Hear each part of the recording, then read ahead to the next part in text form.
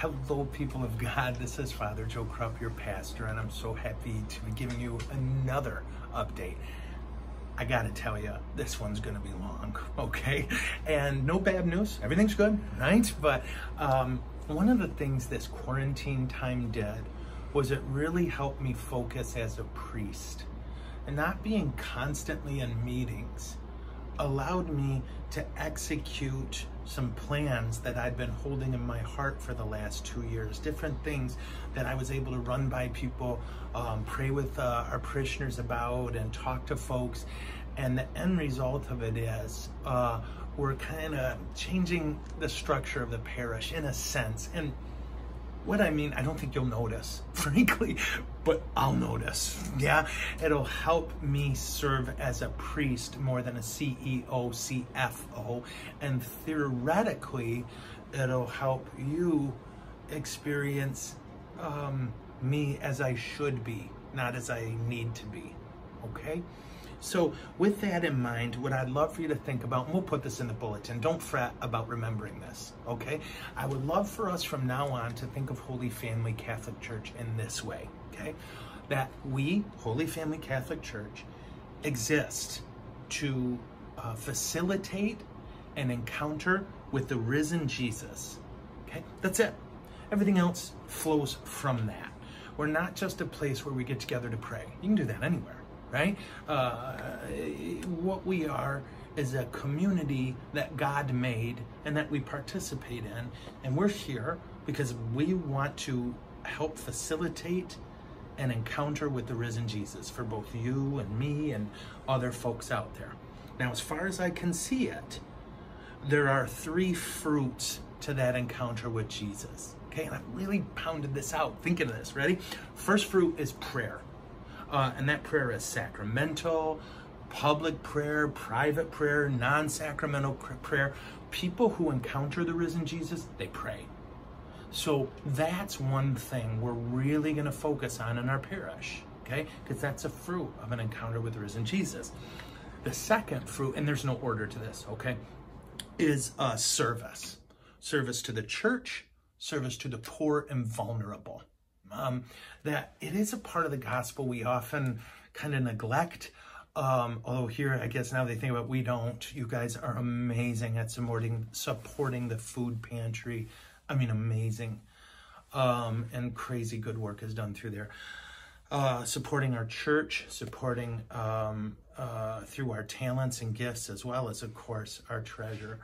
The third is growth. That people who encounter the risen Jesus, they pray, they serve, and they grow. And that's why I've gotten so fat since I moved here. It's a clear, no, I'm just kidding. Okay, although I have. But growth, what do I mean by that? Personal and intellectual growth, as well as spiritual growth. And as far as I could tell, and I prayed this out and discerned it, at this point, that's what I'd like us to think of as our community, right? That we exist in order to facilitate a personal encounter with the risen Jesus. And as a result of that encounter, we pray, we serve, and we grow, okay? To that end, then, we've got a few new realities. One of the things you run into when you have 2 parishes, not a merge, but a cluster, is, well, there's 2 finance councils, there's 2 pastoral councils, there's 2 of everything. And then, of course, there's the committees that one parish has and another doesn't. And what can end up happening if I'm not careful is I'm at meetings every night, all night. And, of course, then my brain gets tired. And I got to keep telling people, no, I can't meet with you. I'm in a meeting. You got me? So to that end, what we're establishing is called the Pastoral Action Committee. Now, the name of it might change. That's just kind of what we came up with. And it's a group of about 12 people who are helping me by praying and discerning what ways can we promote prayer, service, and growth. What programs do we need to abandon? What programs do we need to embrace? All that sort of thing. And what this takes the place of is a parish council, right? So they're the same thing, kind of. We're just changing the name and the purpose. Excuse how this might sound. I don't need more updates, right? Oh my gosh, I get updates, okay? What I need is prayerful, prudential assistance. And what is Jesus calling us to? Okay, so that's called the Pastoral Action Committee right now. So we might come up with something different, but right now, that's what we're calling it. The second thing is the Building and Ground Committee, or as I've begun calling them, the bag people. What is this? These are those folks I talked about in the one update about personnel, I think. I can't remember. But it's a group of men and women who are frankly experts in things. What kind of things? Heating, cooling, brick and mortar, windows, roofs, all this. What seems clear is we haven't had a plan for a while and things have gotten bad. I don't know. Some of our brick and mortar's awful right now. Like literally one of the first things when they looked is they said, okay, that garage is actually in danger of falling. Right? Because the brick and mortar, the water has seeped away all the mortar and blah, blah, blah. So that's why I told Father Bill and Peter they should park in there. No, that's not true. So different things like that. We didn't, you may remember these stairs right out here between the parish office and the gym are a constant source of trouble. And it's because it turns out they were built over an area where the water drains. We can't save it, right? So what do? Well, these people are working that out for us. All these things take a ton of money, so we have to plan, okay? These are just some examples. So that's the bag people, and I want you to call them that when you see them at church. A leadership team. That's the other thing I did here. Now, because there's a lot of people working here, this kind of phenomena would keep happening, and with the best of intentions. Somebody would come to me and say, should we do A or B? And I always did the same thing. What did you do last year, right? Well, we did A. Then let's do A. Well, then I find out that decision had an impact on 900 people. And I found out because then they'd come in here and tell me, right?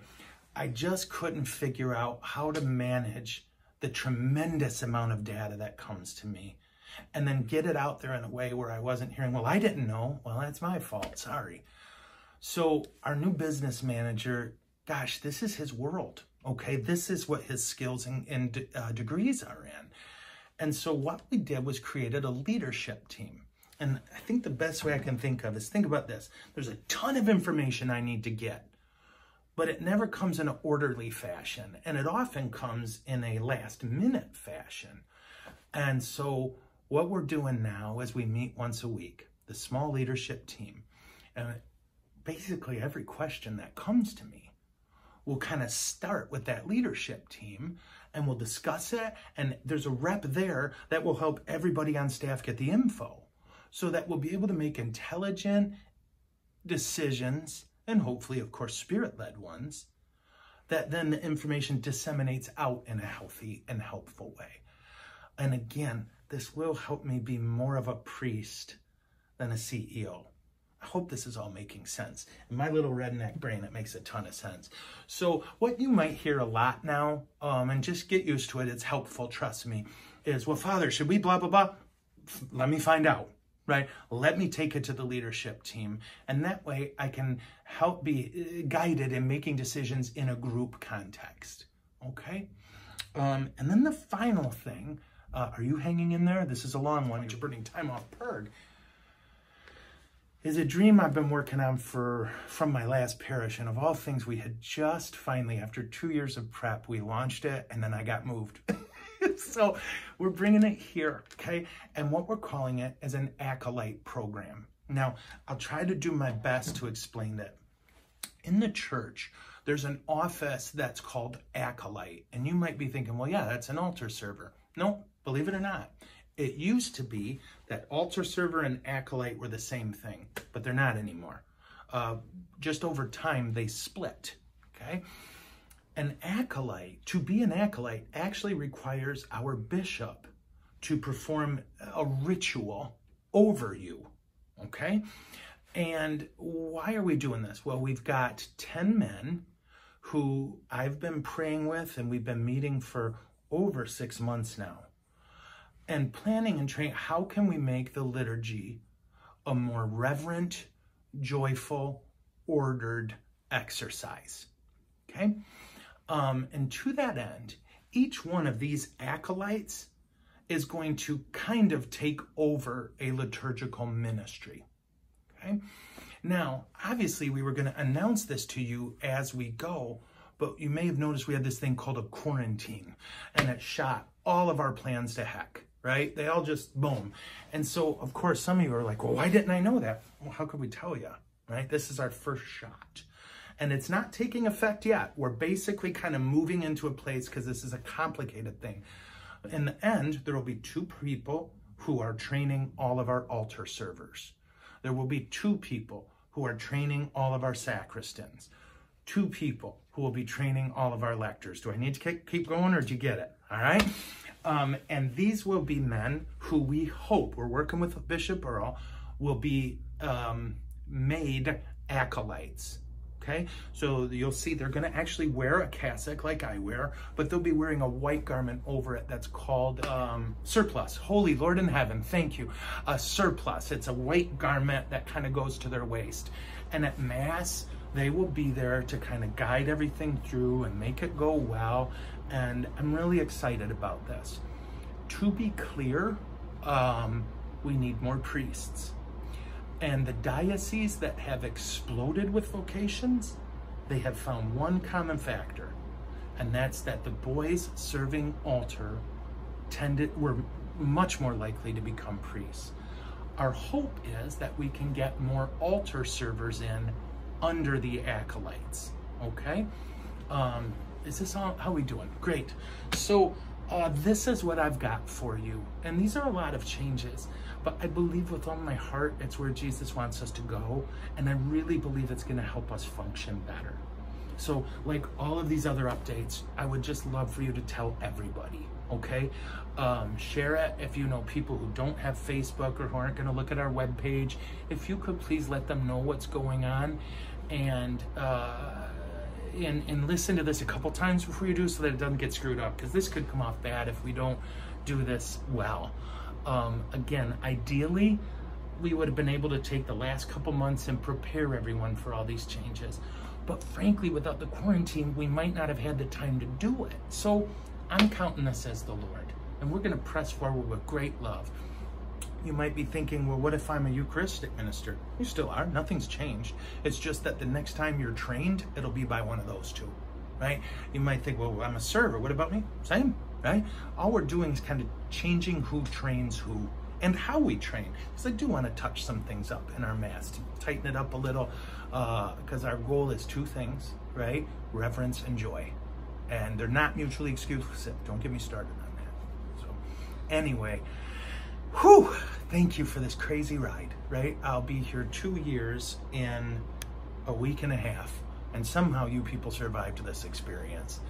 But it's my abject conviction that this is the assignment the Lord made me for. And so much of that comes from your kindness and your goodness. I am blessed to serve you, and I want to serve you, not rule you. And these things seem to be the best way to make that happen, okay? So bless your angel hearts. I'm so excited for all the Lord's gonna do. And you might have forgotten, but we're gonna be in a new church soon, and that's pretty cool. So bless you guys. Please stay patient with us. It's gonna be kind of a crazy few months as we try to figure all this out, but God's with us. We get to receive the Eucharist. We get to talk to Mary and the saints whenever we want. We're gonna be great, all right? God bless you all. See you soon.